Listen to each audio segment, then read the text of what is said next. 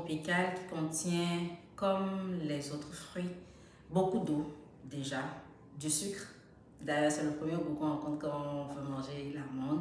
On a des vitamines, des minéraux, des antioxydants et des fibres alimentaires aussi. Alors, les antioxydants, pour faire très simple, c'est des facteurs non nutritionnels qui vont être comme des agents de sécurité de votre corps. Ils vont balayer le corps, ils vont enlever tous les déchets, ils vont se battre contre les infections. Et ce sont des éléments qu'il faut consommer tous les jours pour renforcer sa santé et être en bonne santé. La mangue va contenir des bêta-carotènes essentiellement qui pourront après se transformer en vitamine A et plusieurs autres antioxydants. La consommation régulière de la mangue peut avoir plusieurs impacts sur la santé si elle est bien consommée. C'est très important de le préciser. Alors, la mangue va nous apporter de la vitamine A. Pour 300 grammes de mangue, vous pouvez combler tous les besoins en vitamine A. C'est-à-dire que c'est vraiment quelque chose qui est très concentré en vitamine A. Et on sait que la vitamine A va être un élément important pour renforcer l'immunité des enfants, par exemple. La vitamine A est aussi très importante pour la vision nocturne. Si vous avez une carence en vitamine A, ça peut affecter vos yeux.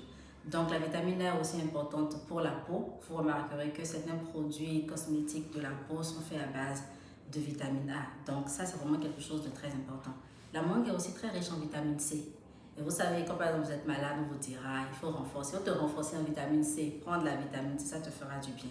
Donc, dans la mangue, vous avez aussi de la vitamine C, qui est également une vitamine très antioxydante, qui permet de renforcer les cellules du corps et qui permet aussi de tonifier la peau. Donc, quand vous allez entendre parler de plus en plus de collagène, la vitamine C permet une meilleure synthèse du collagène dont nous parlons. Et dans la mangue, vous avez aussi de la vitamine E. La vitamine E est une vitamine géniale, une vitamine très rare qu'on ne retrouve pas partout et qui est une vitamine avec un super pouvoir antioxydant aussi, notamment pour la peau, notamment pour la prévention des maladies cardiaques et pour plusieurs affections que nous rencontrons. Donc, vous avez dans la mangue l'ensemble des vitamines A, C, E. Moi, je les appelle AC. Les AC, c'est vraiment des A, C et E. C'est vraiment une combinaison de vitamines qui protège le corps. Donc, ça, c'est vraiment très bien. Vous avez aussi dans la mangue un peu de fibres alimentaires. Les fibres alimentaires, ils facilitent la digestion. Ils sont importants pour lutter contre aussi les maladies cardiovasculaires. Et donc, vous avez toute cette combinaison-là dans la mangue. Voilà. La mangue n'est pas le fruit le plus riche en fibres alimentaires que je connais. Mais je mets une notion. Les petites mangues de Paracou, vous allez voir vraiment plus de tissus fibreux dans ceux-là.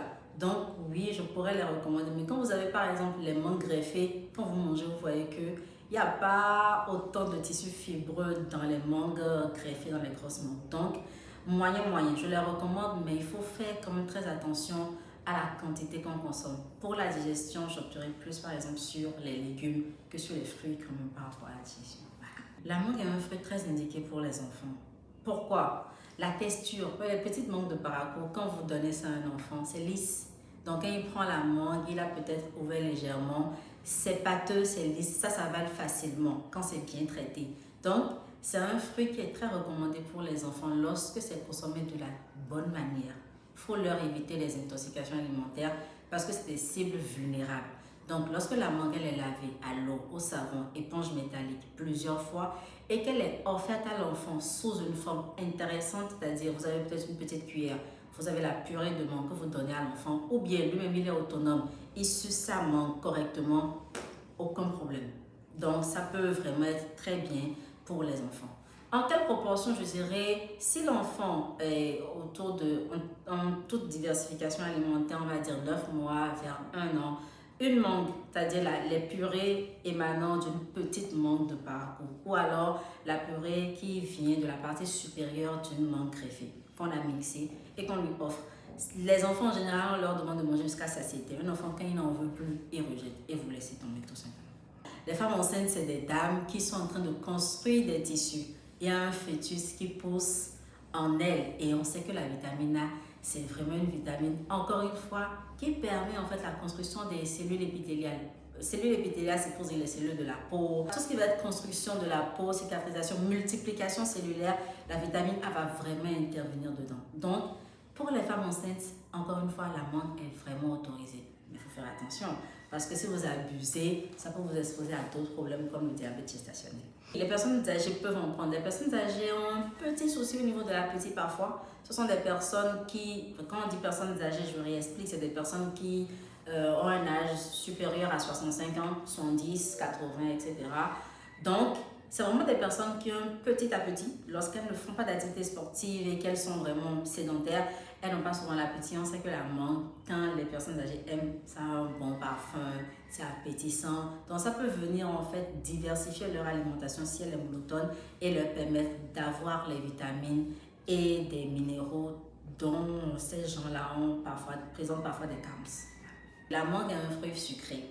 Et en général, les personnes diabétiques vont dire « je ne mange pas de mangue parce que c'est trop sucré ». A raison. Dans la logique, c'est vraiment normal.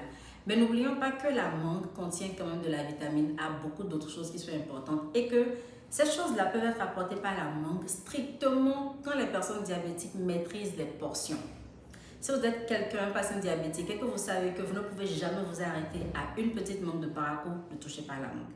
Si vous êtes personne diabétique et vous savez que bon, la première, quand on prend la mangue greffée, qu'on coupe la partie supérieure là, je ne peux pas manger ça strictement chaque jour pendant toute la période des mangues, n'y touchez pas. Parce que le principe, c'est que la mangue apporte énormément de choses bénéfiques, mais pour le patient diabétique, les portions sont très strictes. Alors, la meilleure façon de consommer la mangue, je dirais que c'est de façon préférentielle et de façon culturelle aussi. Tout ce qui est alimentation et rapport avec les aliments, c'est toujours une question d'habitude alimentaire et de préférence.